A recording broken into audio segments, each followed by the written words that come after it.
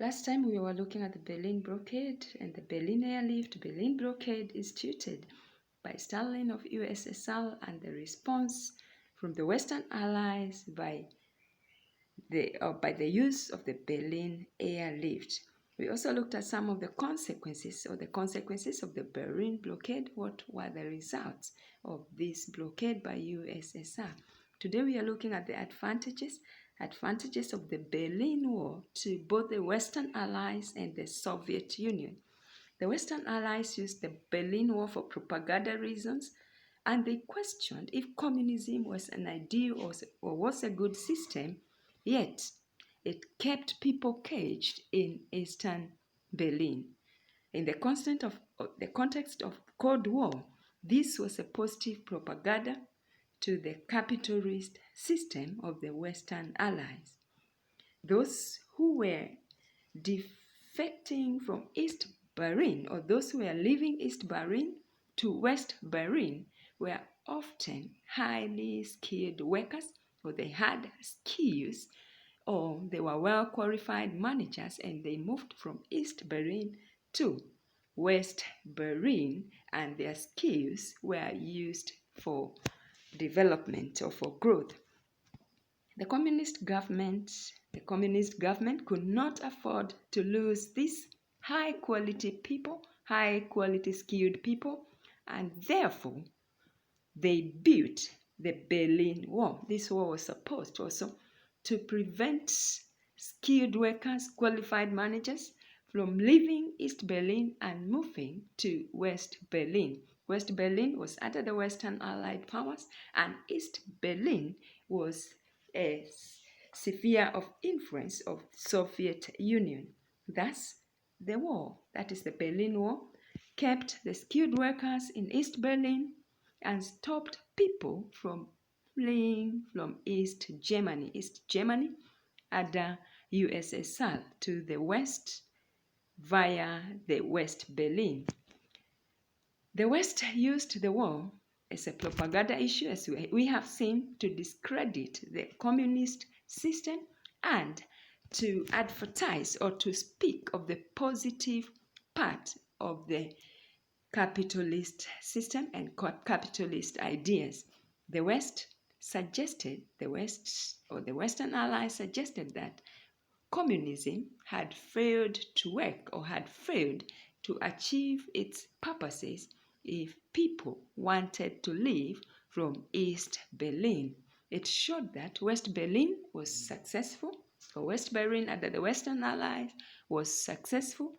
Both the West and the East used the Berlin Wall to their own purposes during the Cold War, or they used the Berlin Wall to achieve their purposes.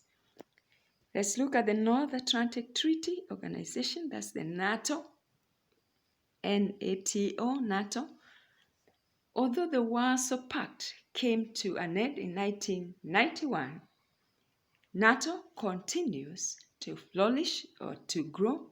Representatives of its 16 member nations from the North Atlantic formed the North Atlantic Council. That is, the 16 member nations of NATO came together and formed the North Atlantic Council, which was headquartered in Brussels, in Belgium. Since the beginnings of NATO, or since its formation, NATO has been dominated by the US, or rather, United States has been the dominant power of NATO, and its supreme allied commander in Europe has always been an American. The allied commander of NATO in Europe has always been an American. The establishment of NATO once again turned Europe into a home of two hostile armed camps, just as it had been in 1914 prior to the First World War. Or rather, NATO divided Europe into two camps, the West Europe and the East Europe, and these two camps were hostile. and they were not in good terms. Britain, France, Holland, Belgium, Canada, Portugal, Denmark, Italy, and Norway, all these countries signed the North Atlantic Treaty, and they agreed to regard an attack on any of them as an attack on them all. If one of the member states was attacked, the other members were supposed to regard the attack as an attack on all of them. In short, they placed their defense forces under a joint NATO command organization which would coordinate the defense of the West, or rather, they would act as one, and they would coordinate, that is, the NATO command organization, where they would provide or they would send their armed forces, would be the one to coordinate the defense of the Western Allied camp. Americans had therefore abandoned their policy of isolation. This threatened Stalin, and tensions soared high, and it was in this response that Stalin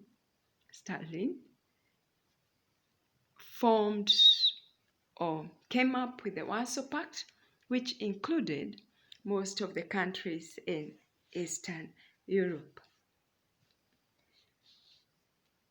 Next, we are going to look at USA containment of the spread of communism. How did USA contain or stop further spread of communism in Europe?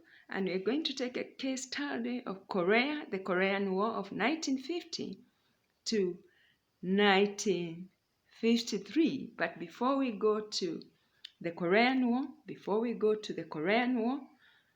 let's look at some of the challenges.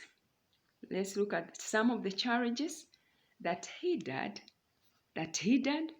USA policy of containment of the spread of communism in Europe. Which were some of these challenges? By 1950, it seemed that events that were unfolding were not in favor of America, and this time America was under President Truman. It was under the President Truman who had taken over from Roosevelt. How was it the events of 1950s not in favor, or by 1950s, how were these events not in favor of America? Number one, Eastern Europe had fallen under USSR communism influence in 1945 to 1948. That is, Stalin had managed to convert most of the Eastern European states into communist systems or into communist states. This was a challenge to America. And number two, China, which was the strongest ally to America, had become a communist state in 1945. And number three, USSR had also developed its own atomic bombs, and this proved that USA was no longer the world's only nuclear power. And number four, Stalin was using his network, that is the Communiform. He was using his network, Communiform, to assist communists take over power in Indonesia, Burma, Philippines, and also in Korea.